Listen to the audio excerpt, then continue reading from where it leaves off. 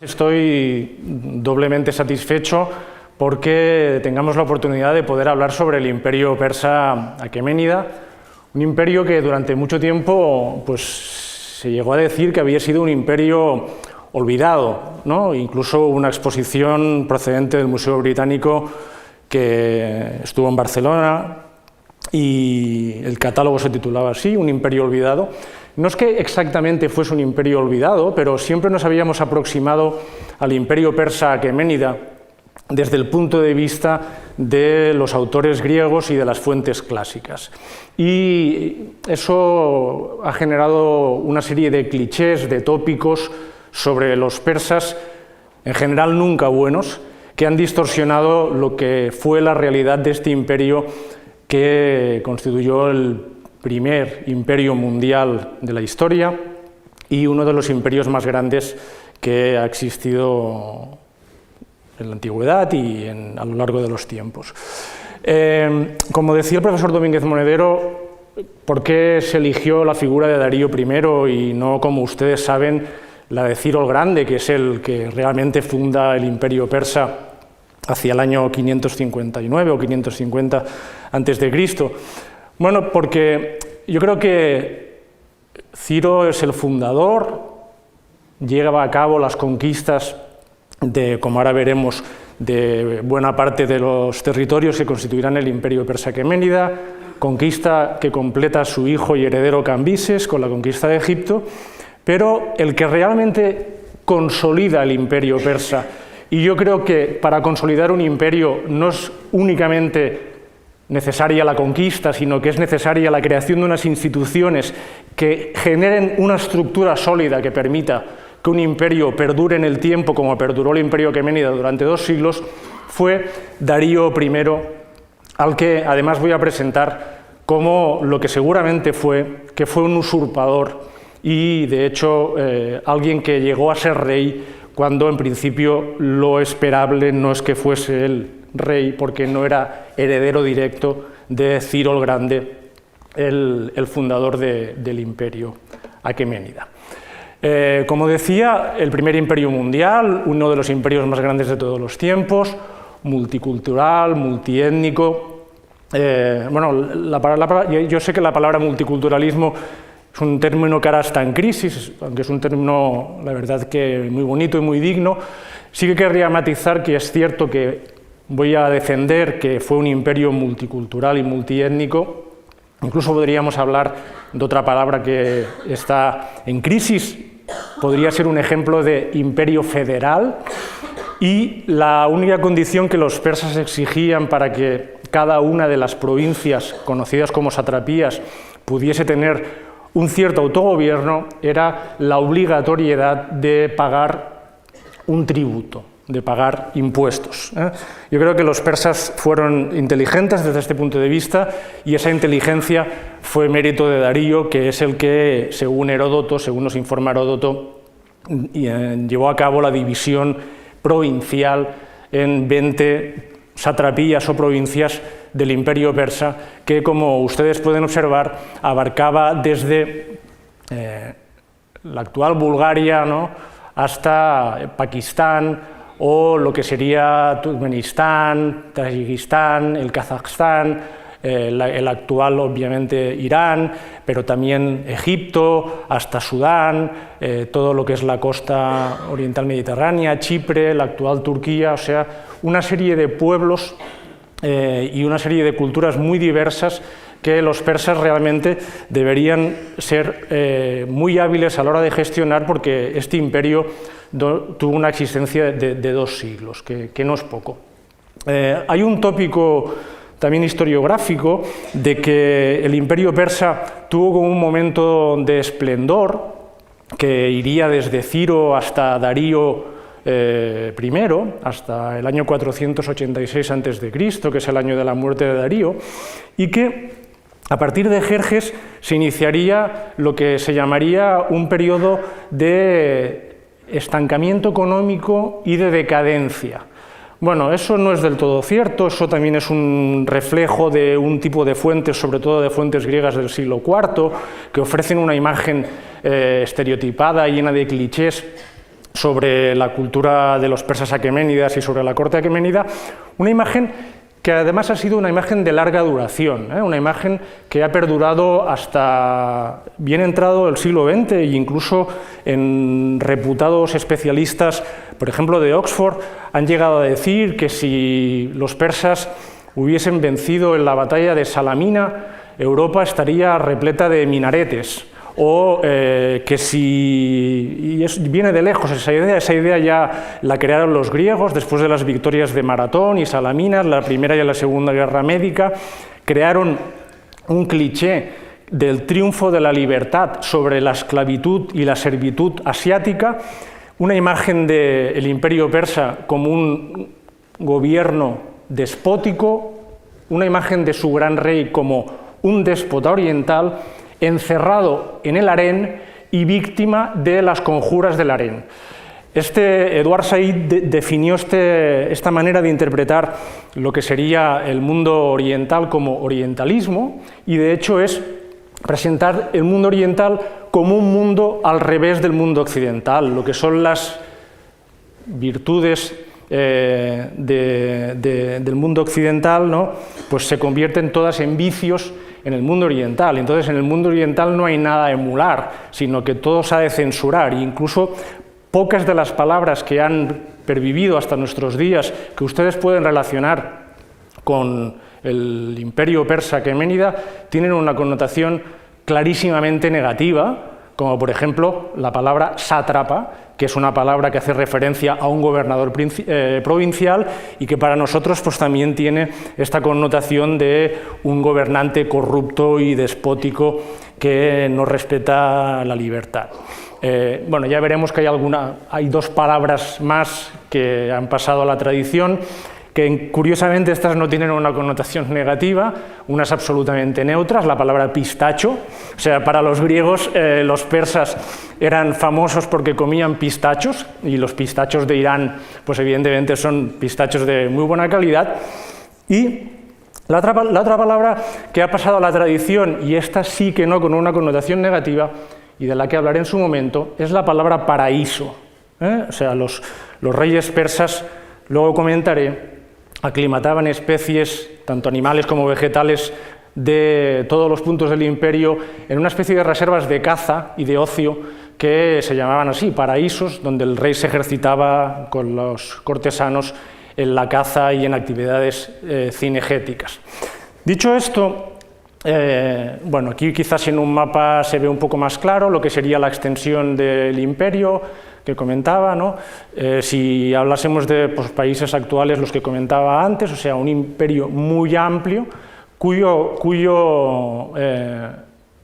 centro, ¿no?, lo tendríamos pues, en lo que serían las capitales, Susa o Persépolis, y el origen seguramente en esta ciudad de aquí, conocida como Anshan. Incluso se ha llegado a decir que los fundadores del imperio persa no fueron persas. Hay un profesor australiano de la Universidad de Sydney, Daniel Potts, que ha defendido que Ciro el Grande no era persa, era un elamita, que son los antecesores también de los persas, y que el verdadero fundador del imperio aqueménida, el primer persa, sería Darío I. Bueno, en principio las capitales serían Persépolis, Pasargada, Ecbatana, y luego hablaremos pues, de otras ciudades que serán importantes como capitales, como por ejemplo Babilonia o Sardes en la actual Turquía. Comentado esto, la dinastía de la que vamos a hablar y de la que estoy hablando es la dinastía aqueménida. De hecho, porque en principio, aquí tenemos a nuestro protagonista, a Darío I, derivarían de un supuesto fundador epónimo que daría nombre a la dinastía, que se llamaba Aquemenes, que seguramente es un personaje inventado por el propio Darío I. O sea, Darío I, al que voy a presentar como un usurpador del trono, cuando se extingue el tronco de Ciro, con la muerte de Cambises y con la muerte de Esmerdis, tal como aparece en Heródoto, o Bardilla, como se conoce por las fuentes persas, él se hará con el poder y entonces establecerá una especie de filiación como si tanto Ciro como él fuesen descendientes de este fundador epónimo, este tal Aquemenes, que seguramente es un personaje inventado. Inventado porque además hay una tradición que dice que es un personaje que fue criado por un águila, y eso nos recuerda a las teorías estas de los fundadores como Rómulo y Remo, como el propio Ciro, que también fue criado por una loba o una perra salvaje. Esta idea del expósito, Edipo Rey, incluso un mitémano, que aparece muchas veces en Sargón, por ejemplo, que aparece muchas veces en la creación de dinastías, y aquí vemos representado el sello, un sello de Persépolis, de los que también hablaré, del propio Darío I, que es un nombre dinástico que significaría el que mantiene firme el bien, o algo parecido. Parece ser que los reyes persas adquirían en el momento de la coronación, que parece ser que tenía que coincidir con el día de su natalicio, un nombre dinástico. Bueno, no siempre está claro el significado. Hay quien ha dicho que Ciro significaría el sol, Cambises se ha relacionado con un pueblo iranio del noroeste del Pakistán, y, por ejemplo, Jerjes se ha relacionado con ser guerrero, o Artajerjes como el que lucha a favor de la verdad, y veremos que el concepto de Arta, el concepto de verdad, va a ser un concepto fundamental en la consolidación y en la creación de lo que va a ser la ideología real aqueménida, y aquí es donde veremos que está el mérito de Darío y de la creación por Darío y consolidación, como decía, del imperio aqueménida.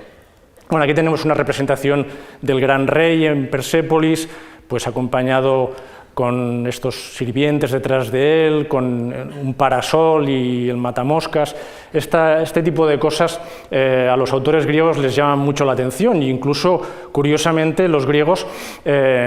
adoptaron como modas algunas de las cosas que criticaban de los persas, ¿no? Una práctica también etnocultural muy típica, ¿no? Que criticamos a una cultura, ¿no? Por ejemplo, la cultura norteamericana, y en cambio imitamos muchas de sus costumbres. Pues los griegos hacían algo parecido, ¿no? Estaban todo el día criticando a los persas como un pueblo dominado por la molicie, por todos los vicios, cobarde, con el rey encerrado siempre, como decía antes, en palacio, en el harén, pero en cambio se pusieron de moda incluso algunas maneras de vestir, algunos colores en la ropa y algunos complementos como los parasoles y los matamoscas en la Atenas de los siglos V, o sea, antes de Cristo. O sea que a veces del enemigo no solo hablamos mal, sino que también tomamos prestado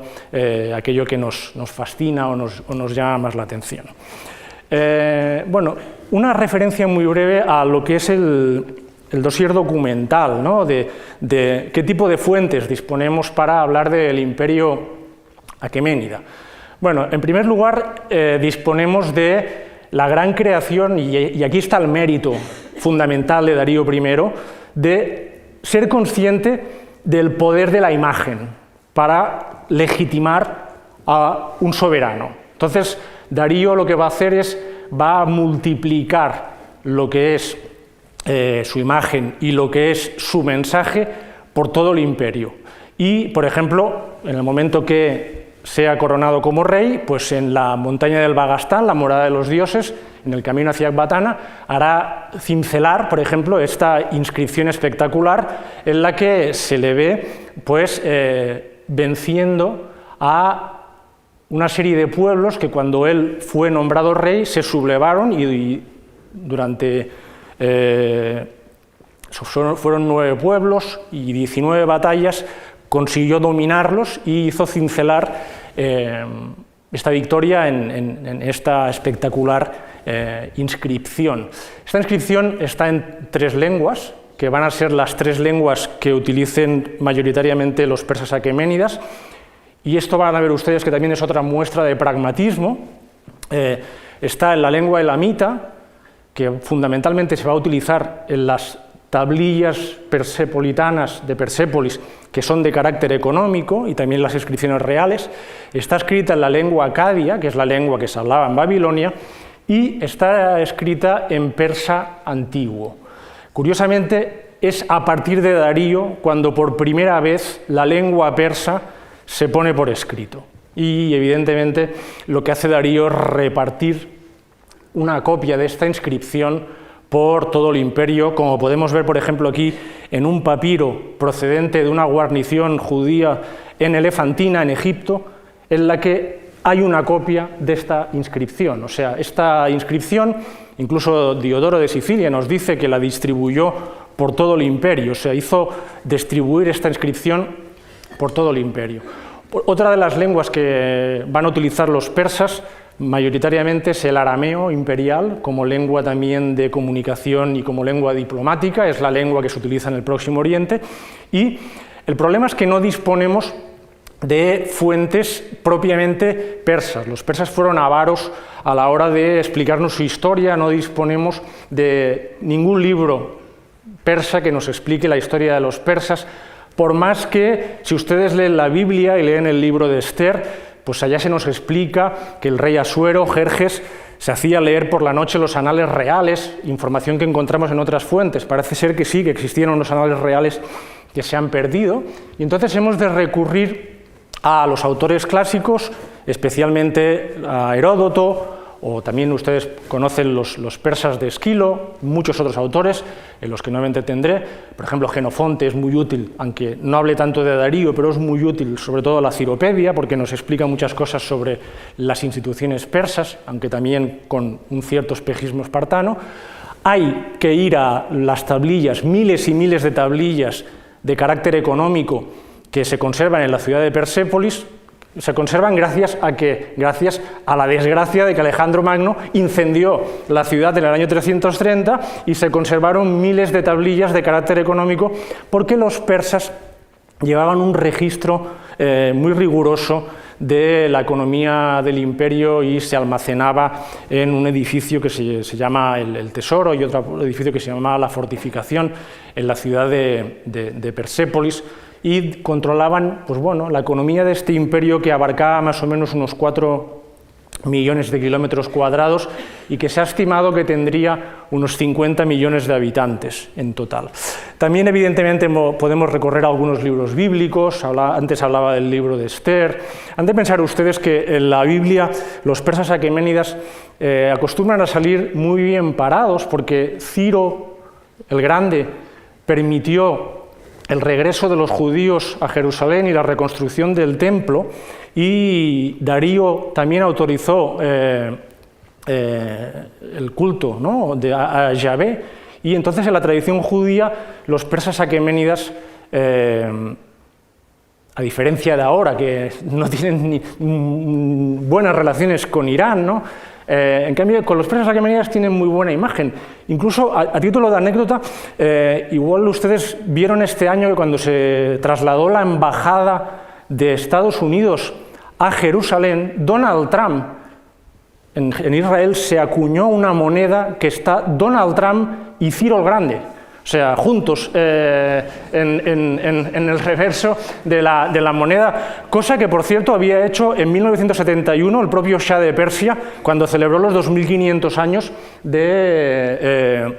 la fundación del Imperio Aqueménida, que los celebró en Persépolis con todo el fasto de lo que sería la corte aqueménida, celebración a la que fue, entre otros personajes ilustres, por los reyes de España ya en aquel momento, y el mariscal Tito, por ejemplo. O sea que un público pues, de la aristocracia y de los líderes mundiales. Aprovecho para decir que la denominación actual Irán, saben ustedes que se utiliza desde los años 30. Curiosamente, la dinastía de la que formaba parte el Shah de Persia es la que cambió el nombre tradicional de Persia, que era el nombre que derivaba a través de los griegos del Parsa, que es como se llamaban ellos, los persas, y luego, pues, en principio acabó derivando en lo que se ha llamado Irán. Bueno, evidentemente tenemos las fuentes arqueológicas y disponemos también de todos los autores clásicos. Si les gusta la novela histórica, hay una novela de Gore Vidal que se titula Creación, que básicamente trata sobre el zoroastrismo, ¿no?, la religión o la supuesta religión de los persas, y hay una ópera de Antonio Vivaldi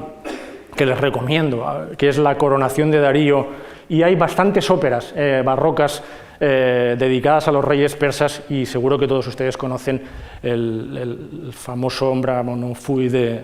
el Serse de Händel, que es una preciosidad, y además no sé si Händel sabía que Jerjes lo que está rindiendo culto es al árbol, que es una figura sagrada en la religión de los persas, y por eso se fascina y se emociona con aquel árbol, con aquel plátano, ¿no? Que se encuentra en su camino hacia Grecia. Bueno, rápidamente un poco lo que será la situación por la que Darío llega al poder. Hemos hablado antes de que Ciro es el fundador del imperio. Ciro, digamos, conquista prácticamente lo que es el Próximo Oriente Antiguo, o sea, Media primero, luego conquista Lidia, acaba conquistando Babilonia, pero Ciro morirá luchando contra los pueblos escitas, los maságetas, de la reina Tomiris, de la que también hay una ópera, por cierto, y le sucederá su hijo Cambises. Su hijo Cambises completará la conquista, expandiendo el imperio, y entre el año 522, bueno, entre el 525 y el 522 conquistará Egipto, que se incorporará también a lo que será el imperio, y inaugurará lo que será la dinastía 27. O sea, en la historia de Egipto, la dinastía 27 es lo que se llama la primera dominación persa, que llegará hasta el año 343 a.C., perdón, hasta el año 401, perderán el control de Egipto los persas entre el 401 y el 343 a.C., que empezará la dinastía 31, que es la segunda dominación persa de Egipto. Y aquí tenemos una estatua de Utjahorresnet, es una estatua que está en el Museo Vaticano, en la que este personaje nos explica no únicamente las campañas de Cambises en Egipto, sino que también nos explica que luego sirvió al sucesor de Cambises, que fue Darío I. ¿Qué es lo que sucedió en la casa de Ciro? Lo que sucedió en la casa de Ciro es que parece ser que mientras Cambises estaba en Egipto, en el año 522, su hermano Bardilla usurpó el trono. Cambises volvió corriendo hacia Persia, pero murió en el trayecto. Y entonces parece ser que aquí las historias se confunden, ¿no? Parece ser que Bardilla, en otra versión, había sido asesinado por Cambises antes de ir a Egipto, y entonces el usurpador fue un mago que se llamaba Gaumata, que se hizo pasar como el falso Esmerdis o el falso Bardilla. Son los dos nombres que tiene el hermano de Cambises, Esmerdis o Bardilla. Todo parece indicar que lo que sucedió realmente es que el hermano de Cambises usurpó el trono y que Darío, acompañado de 6 nobles, mató al hermano de Cambises, y entonces hubieron de decidir quién era el nuevo rey. Eso pasó en el año 522 a.C., y aquí tenemos 2 versiones de lo ocurrido. Una nos la explica el historiador Heródoto y otra nos la explica el propio Darío en la inscripción que hemos visto antes de Behistún, que es aquella inscripción tan espectacular que hemos visto antes, ¿no? Bueno, parece ser que los 7 conjurados, o sea, Darío y 6 más, mataron, según la versión de Darío, a este mago que se hacía pasar por el hermano de Cambises y por tanto el hijo de Ciro, y entonces decidieron quién iba a ser rey. Bueno, Heródoto nos explica una cosa muy divertida, y es que antes llevaron a cabo un debate sobre cuál era la mejor forma de gobierno, ¿no? O sea, si lo mejor era una monarquía, que era lo que defendía Darío, si lo mejor era una oligarquía o si lo mejor era una democracia. Bueno, ese debate es un falso debate, evidentemente, que no cabe en el mundo persa del siglo VI donde estamos, y eso es una aportación del propio Heródoto a un debate que es propio del siglo V, y acabó triunfando la opción de la monarquía defendida por Darío. Pero los persas necesitaban la confirmación del dios Ahura Mazda, el sabio señor, y además se tenía que confirmar con un ritual de hipomancia, de magia vinculada a los caballos, que era que sería proclamado rey el caballo del cual relinchase primero al salir el primer rayo del sol.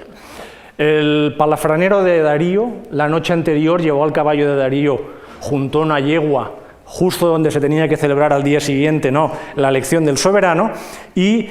obviamente el caballo al día siguiente, cuando volvió al lugar y despuntó el sol, al recordar la olor de la yegua, relinchó, y entonces se consideró que, Heródoto dice que además el cielo tronó y hubo un rayo, ¿no?, y por tanto se decidió que Darío era el nuevo soberano, y por tanto que Darío era elegido como el nuevo rey de los persas. Y lo que hizo Darío, evidentemente, es pues, crear todas las instituciones administrativas, políticas, identitarias de lo que conocemos como el imperio persa. Después de tener que vencer durante un año todas estas revueltas o crisis, ¿no?, nacionales de lo que habían sido los antiguos territorios independientes o reinos independientes que aprovecharon la crisis dinástica para intentar recuperar la independencia, pues Babilonia, Armenia, Egipto, Elam, y Darío pues sofocó todas estas revueltas. Darío no únicamente fue un personaje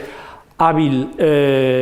por sus virtudes como políticas, sino que también tuvo el don de la celeridad y tomaba decisiones muy rápido y siempre con una pasión fría, o sea, siempre utilizando la razón. Y lo primero que hace es vincularse al fundador del imperio. ¿Cómo? Con una política matrimonial. Lo que hará es casarse con 2 de las hijas de Ciro, casarse con lo que también será la esposa de el hermano de Cambises, y casarse sobre todo con Atosa, que será hija de Ciro, hermana de Cambises, y será la futura madre de Jerjes. O sea, Darío lo que consigue es juntar a través de un matrimonio dinástico estas 2 supuestas ramas de la dinastía aqueménida. O sea, a partir de ahora su hijo va a ser un aqueménida puro, un ario puro, en el sentido de que, lo digo porque los persas se consideraban arios, y porque va a ser descendiente de Ciro por parte de su madre Atosa y descendiente, evidentemente, de Darío. También lo que va a hacer es contraer matrimonios y intercambiar a las hijas. La mujer siempre se ha utilizado en la antigüedad como una mercancía para establecer relaciones políticas, y entonces va a casar a algunas de sus hijas con miembros de la aristocracia, para de esta manera también conseguir la fidelidad de todos ellos, ¿no? Y enseguida lo que hará será identificar a Ciro como una aqueménida, o sea, como si todos descendiesen de este fundador originario, ¿no? Atosa es una reina importante. Los autores griegos siempre ofrecen una imagen de los reyes persas dominados por las mujeres y por lo que antes comentaba, y los eunucos, lo que antes comentaba, la conjura del harén, y por ejemplo, a título de curiosidad, pues Darío inició la guerra contra los griegos pues porque Atosa tenía ganas de tener esclavas laconias, esclavas espartanas, ¿no? O sea, por un motivo tan frívolo, Darío en teoría decidió que iba a conquistar Grecia, ¿no? Y igual que, por ejemplo, también los autores clásicos dicen que Jerjes intentó conquistar Grecia porque quería comer higos del Ática, ¿no? Bueno, uno pues seguramente es como si Donald Trump ahora, ¿no?, iniciase una guerra contra Irán porque resulta que lo que quiere son los pistachos, ¿no? Y no el uranio o el petróleo, ¿no? O sea, evidentemente, bueno, este tipo de clichés que aparecen siempre en las fuentes clásicas, ¿no? Aquí vemos, por ejemplo, unos sellos también de lo que sería una reina persa, y esto es una mujer persa procedente de Egipto, y la idea también de que Darío será elegido por Ahura Mazda, el sabio señor, que es el dios de lo que será el mazdeísmo, la religión de los persas aqueménidas, o al menos de Darío, porque en las inscripciones de Darío el único rey que aparece es Ahura Mazda, y luego a partir de Artajerjes II veremos que también aparecerá Mitra y aparecerá Anaíta como divinidades, pero en general en las inscripciones de Darío el único dios que aparece es Ahura Mazda. También sabemos que antes había sido el portador del carcaj de Ciro, había sido también el portalanza de Cambises, o sea que sí que Darío había sido cercano a la corte, su padre, incluso su padre Histaspes, había sido comandante en Partia, Hircania, esto es la zona de Turkmenistán, Kazajistán, una parte de Afganistán, y lo que comentaba antes de que se crea la leyenda de Aqueménides como el epónimo de los persas, ¿vale? Bueno, aquí hay una inscripción, la que veíamos antes, esto sería el portalanza, ¿no? Aquí el portador del arco, aquí tenemos a Darío, y esta es la representación de Ahura Mazda, que normalmente le brinda el que es el anillo este de la soberanía a Darío, y en todas las inscripciones él ofrece, ¿no? Agradece a Ahura Mazda que lo haya elegido como rey, pues por la gracia de Ahura Mazda, ¿no? Pues yo soy el gran rey, el rey de reyes, el rey en Persia, el rey de los países. Además, he hecho esta inscripción que está en ario, ario es la lengua persa, ¿no? Y dice que además la ha distribuido, ¿no? Pues en arcilla y en pergamino, y que esta inscripción la envié a todas partes en las provincias, en las satrapías. Todo esto es lo que aparece en esta inscripción, y aquí a los vencidos, ¿no? A los rebeldes vencidos, que esto es el poder de la imagen para mantener lo que sería esta ideología imperial. Y estos serían la lista de satrapías. Heródoto habla de 20, aquí aparecen 23, en una inscripción de su hijo Jerjes se hablan de 31, o sea que las cifras van variando según las fuentes. ¿Qué va a hacer Darío? Pues campañas en Asia Central contra los escitas, la zona en la que seguramente había muerto Ciro, en esta zona del Kazajstán, más o menos, contra los maságetas. Luego expanderá el imperio hasta el actual Pakistán, dará el salto a la zona del Danubio e incluso llegará hasta la península de Crimea, pero allá será derrotado y tendrá que volver sobre sus pasos. Consolidará la conquista de Egipto e incluso recopilará leyes en Egipto, y curiosamente se representará, como luego veremos, como faraón. Encargará a un griego, Escilas de Carianda, una exploración por el Océano Índico y el Mar Rojo de 30 meses de duración, parece ser, y luego progresivamente lo que va a hacer es que se va a ir aproximando a la zona del Egeo, primero apoyando a las tiranías y pidiendo lo que sería la sumisión que en el mundo persa se solicitaba mediante el agua y la tierra. O sea, si un pueblo ofrecía agua y tierra, quería decir o significaba que se sometía al imperio aqueménida. No todos eran victorias, o sea, en un determinado momento va a haber una revuelta en Jonia entre los años 499 y 494, en el que estas ciudades griegas de la actual Turquía, ¿no?, de Asia Menor, se van a rebelar contra los persas. Con la ayuda también de los atenienses, llegarán incluso a incendiar una parte de la ciudad de Sardes, una de las capitales de esta satrapía, pero finalmente los griegos serán derrotados en la batalla de Lade, y los persas tomarán Mileto, saquearán Mileto, enviarán a las jóvenes de Mileto al harén real, y a los jóvenes de Mileto los convertirán en eunucos, ¿no? O sea, y a uno de los líderes, Aristágoras de Mileto, huirá y morirá, y uno de los líderes, que se llamaba Istio de Mileto, será empalado y despellejado, que es lo que los persas normalmente hacían con los traidores, a los traidores al imperio. Curiosamente, luego llevarán a cabo, ¿no?, una reordenación del territorio y practicarán una especie de arbitraje entre las ciudades griegas, y la economía de las ciudades griegas no fue nada mal, porque han de pensar ustedes que estas ciudades griegas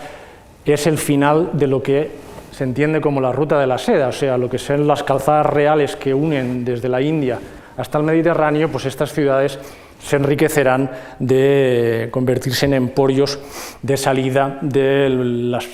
mercancías provenientes de Oriente hacia el Mediterráneo. La aventura quizás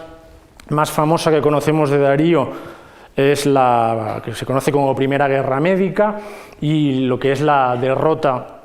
de Maratón, en la batalla de Maratón, que seguramente era más una operación de castigo porque los atenienses habían colaborado en el incendio de Sardes. De hecho, Darío se hacía recordar cada día por un sirviente que no podía olvidarse de los atenienses hasta que no los vengase, pero se considera que no era la intención de los persas seguramente conquistar Grecia porque Darío no participó personalmente en esta expedición. Y normalmente el gran rey, cuando iba a conquistar un territorio nuevo, participaba en persona y él no participó en persona en esta expedición. Lo que sí que es cierto es que ahí se creó el mito de Maratón y el mito del triunfo de la libertad sobre la servidumbre asiática que antes les comentaba, que conocemos como orientalismo y que ha dominado en la tradición occidental, ¿no? Por ejemplo, Condorcet decía pues, que en la batalla de Salamina pues, triunfó la libertad frente al despotismo asiático, o John Stuart Mill también decía lo mismo, y esta idea se ha ido repitiendo, ¿no?, hasta la saciedad durante siglos, ¿no? Y de hecho para los persas no fue un revés tan grande como luego sí que será la Segunda Guerra Médica ya con el hijo de Darío, Jerjes, que aquí sí que ya hay una voluntad clara, manifiesta de conquista de lo que será Grecia. Antes, la Macedonia de Amintas, el profesor Domínguez Monedero hablará de Filipo de Macedonia el próximo día, parece ser, ¿no?, que aceptó la sumisión a Persia, pero también es un tema polémico y discutido, ¿no?, de hasta qué punto realmente esto sucedió así. Bueno, aquí vemos cerámica ática, un guerrero persa. Siempre, en la cerámica ática normalmente hay la diferencia de que el soldado griego o va semidesnudo y en cambio los persas, lo que los griegos ridiculizan siempre es que van vestidos y les llama la atención sobre todo que visten con pantalones, ¿no? Y aquí tenemos también un sello de Persépolis en la que también vemos a un hoplita griego, a un soldado griego luchando contra un persa. Aquí lo que les comentaba antes, por ejemplo, Darío representado como faraón en el templo de Ibis en el oasis del Karga en Egipto, y él mismo se presenta como hijo de Re, señor de las apariciones, el grande Darío que da vida, ¿no? Y lo que comentaba antes, que compila leyes, y aquí vemos el sello de Darío, ¿no?, y aquí la representación de Darío como faraón. O sea, esto es una muestra de alguna manera de asimilación cultural, porque lo normal es que igual, si fuese simplemente un invasor, ¿no?, un imperio,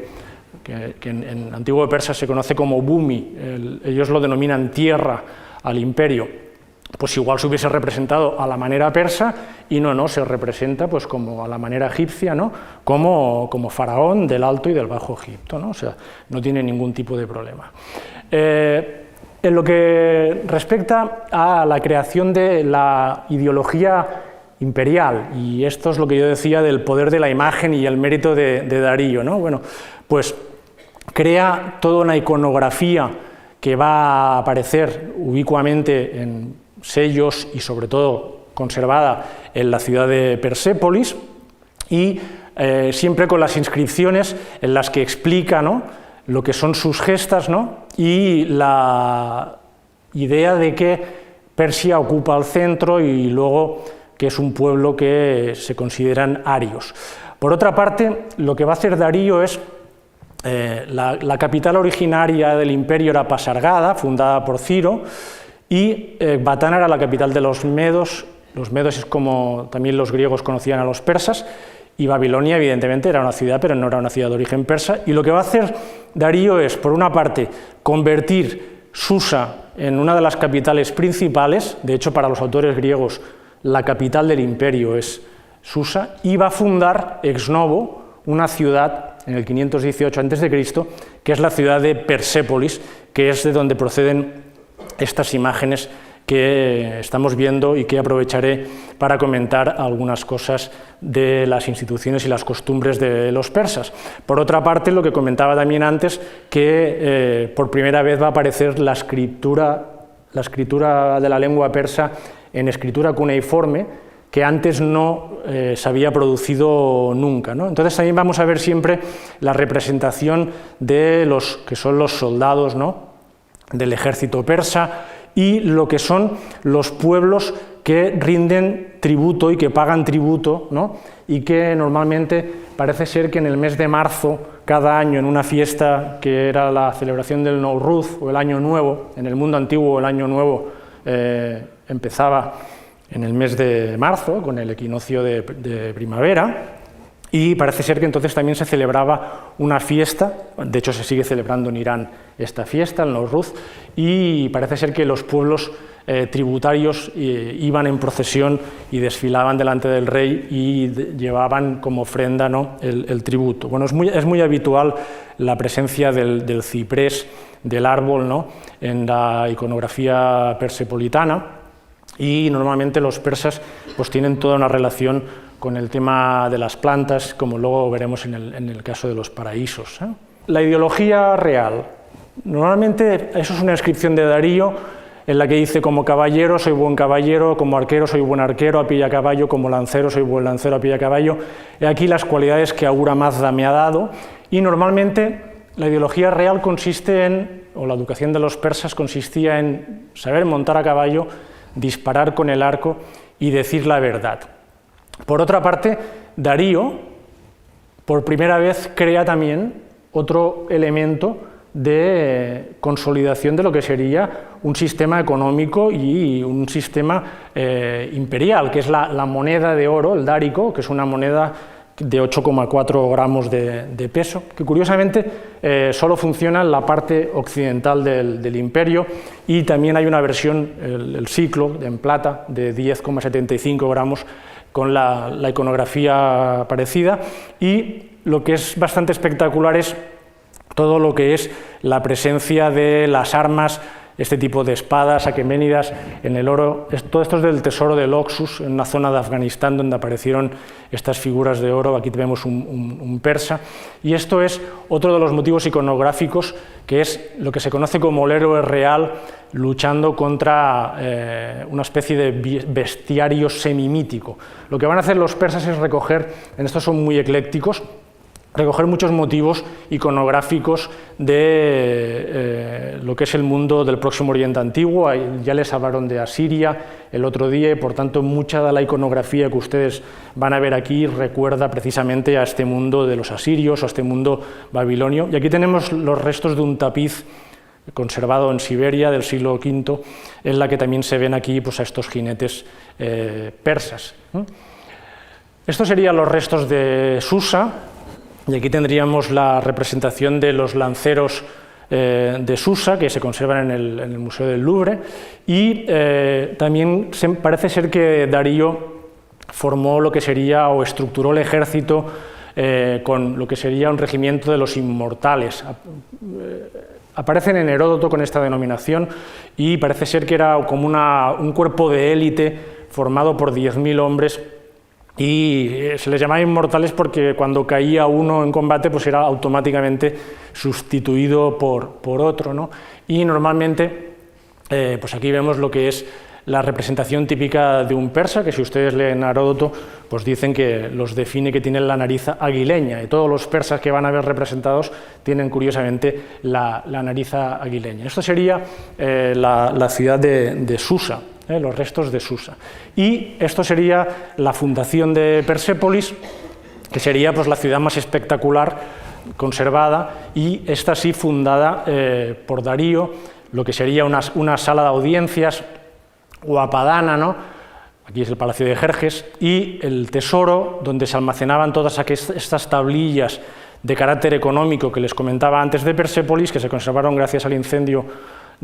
por parte de Alejandro, y el harén donde residían las princesas y las 360 concubinas, porque el rey de Persia pasaba, según los autores griegos, cada noche del año con una mujer diferente, con una concubina diferente. Bueno, el número 360 es un número que evidentemente tiene un carácter simbólico. El calendario persa era de 360 días, por ejemplo, los cilicios ofrecían como tributo 360 caballos. Sabemos que Ciro hizo un sacrificio también al cruzar el río Ginges de 360 caballos, pero se nos escapa el significado y evidentemente los autores griegos lo que utilizarán es esta vida dominada por la molicie, ¿no? Que un rey que no solamente es polígamo, sino que además cada noche, ¿no?, hace desfilar a una de sus concubinas y que tiene 360, que además están vigiladas por los eunucos, que son estos personajes intrigantes que también dominan el imaginario oriental. Bueno, aquí vemos otra representación de lo que sería Persépolis, esta capital de los persas aqueménidas. Estos motivos, por ejemplo, son claramente, ¿no?, los limasos son copiados del mundo babilónico y siempre hay este tipo, lo que veíamos antes, las inscripciones, y el estilo real, desde un punto de vista artístico, es lo que una especie de combinación de arte babilonio, egipcio y en menor medida de arte griego, ¿no? Esto sería el palacio de Darío o Tajara, la Padana, lo que hemos visto antes era la sala de audiencias, esto sería una posible reconstrucción. Esto sería el harén, que actualmente es el Museo de Persépolis. En todos los relatos sobre el mundo oriental y el orientalismo, lo que comentaba antes, todos los reyes, no en el caso de Darío, que murió de enfermedad, pero sí Jerjes o otros soberanos persas, fueron víctimas de las conjuras del harén, y normalmente a los autores griegos les escandalizaba que los persas se acostaban con sus hermanas y con sus madres y practicaban el incesto. De hecho, algo hay de verdad, ¿no? Pero no son únicamente los persas, también los egipcios creían que de alguna manera así pues, la continuidad dinástica era más pura, y por ejemplo, sí que es cierto que Atosa, la hija de Ciro, pues fue esposa de dos de sus hermanos, tanto de Cambises primero como de Bardilla y Esmerdis después, ¿no? Pero no todos los reyes se casaron con sus hermanas, como los autores griegos no se cansan de repetir. Y Darío, además, también lo que hizo es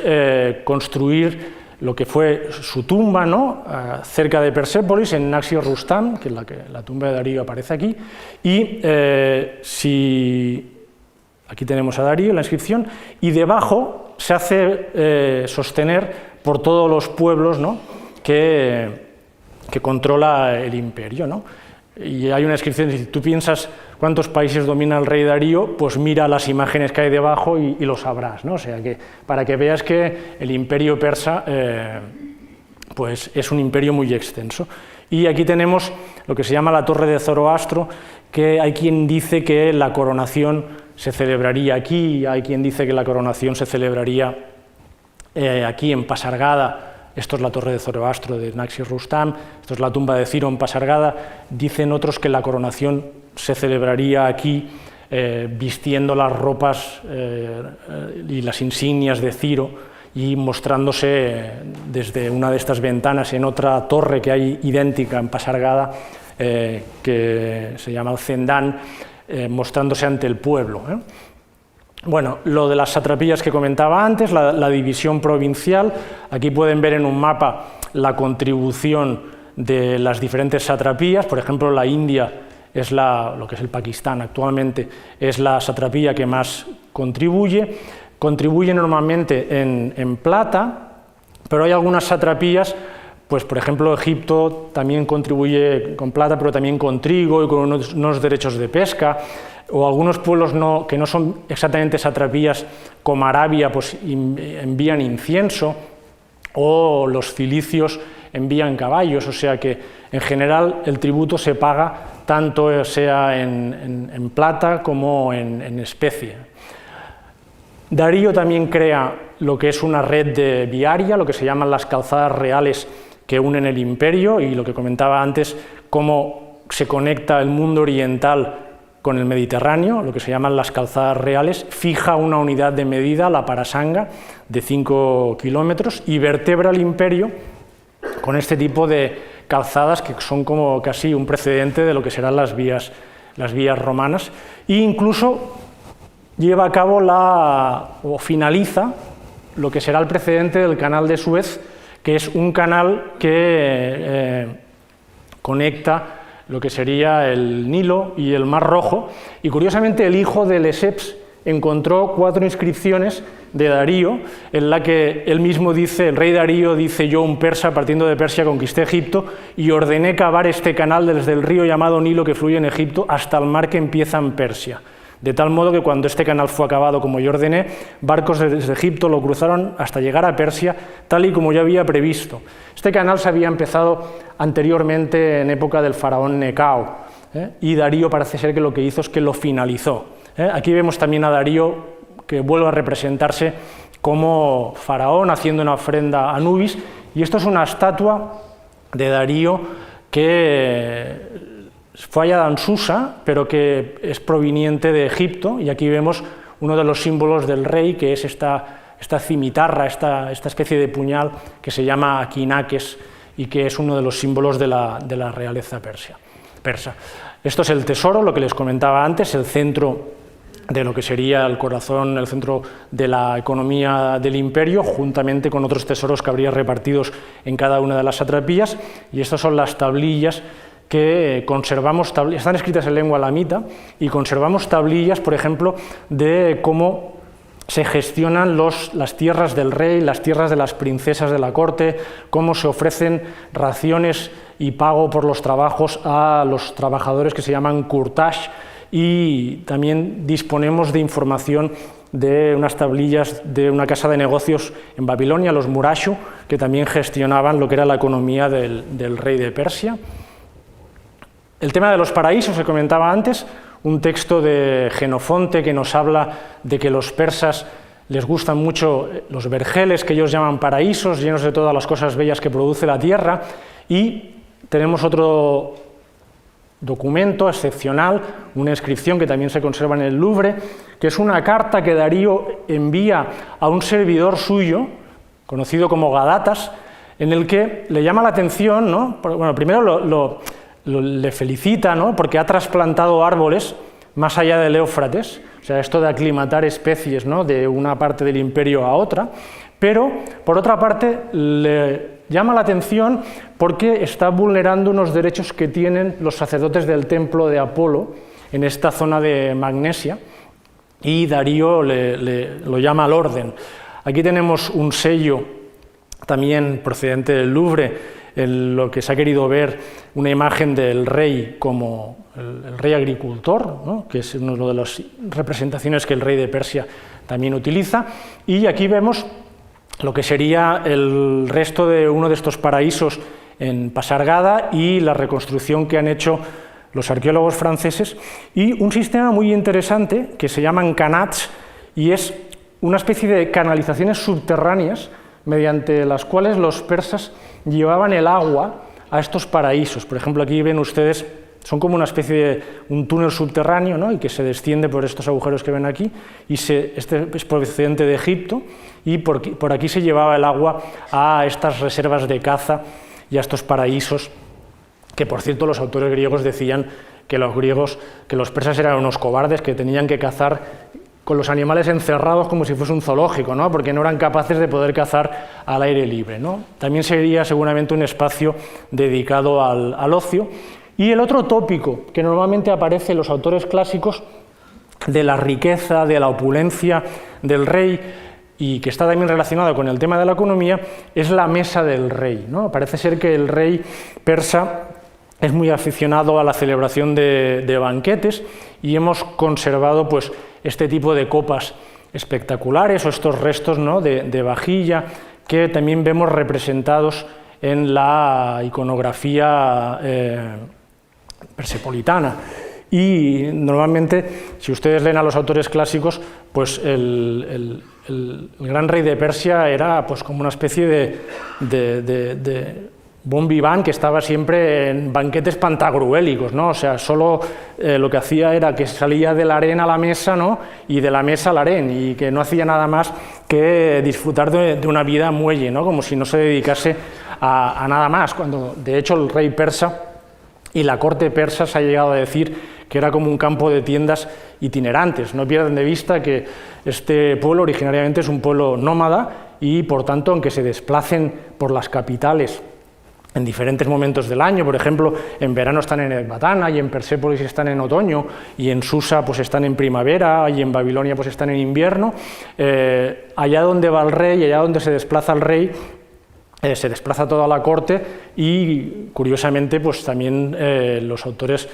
clásicos, y evidentemente eso es una tradición típica del Próximo Oriente, pues se desplazan, ¿no?, con toda la corte y con lo que sería este campo de tiendas itinerantes. También le llama mucho la atención a los autores griegos que se desplaza con las 360 concubinas, o sea que parece que va a la guerra, ¿no?, y no se puede dejar a las concubinas en casa, ¿no?, porque entre batalla y batalla pues necesita, ¿no?,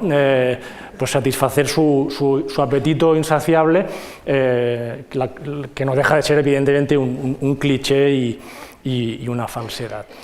Bueno, en principio con esto finalizo con una pequeña inscripción de la Behistún, como hemos visto, ¿no?, que se define Darío como rey de la multitud, único señor de la multitud, yo soy Darío, el gran rey, el rey de reyes, el rey de los países de todas las etnias. O sea, el título este de gran rey, de rey de reyes, aunque algunos de estos títulos Darío y los persas los copiaron del Próximo Oriente y sobre todo del mundo asirio y del mundo de Babilonia, en principio desde donde derivaría la expresión Shah, ¿no?, o sea, lo que sería esta especie de gran rey o emperador. Los griegos conocían al gran rey de Persia como Homegas Basileus, el gran rey, ¿no?, el gran rey de Persia, y Darío, evidentemente, el mérito de Darío, como decía al principio, no únicamente fue expandir todavía más el imperio, conquistando la parte europea de lo que antes comentaba, que sería la zona de Tracia, o sea, actualmente Bulgaria, lo que sería la Turquía europea, y expandiendo lo que sería el imperio hasta el actual Pakistán, sino que el gran mérito fue consolidar el imperio, creando las instituciones, creando lo que sería la ideología real, creando lo que sería la moneda, creando lo que serían las estructuras económicas y creando lo que sería la fijación, ¿no?, de lo que hemos comentado antes de la lengua persa por escrito, que nunca antes se había dado. Y yo creo que si es un mérito conquistar, es un mérito más grande conquistar y conservar. Y Darío conquistó, conservó, consolidó el imperio hasta su muerte en el año 486, cuando en teoría estaba preparando una campaña de castigo a Egipto, en donde parece ser que había habido un intento de sublevación. Muchísimas gracias.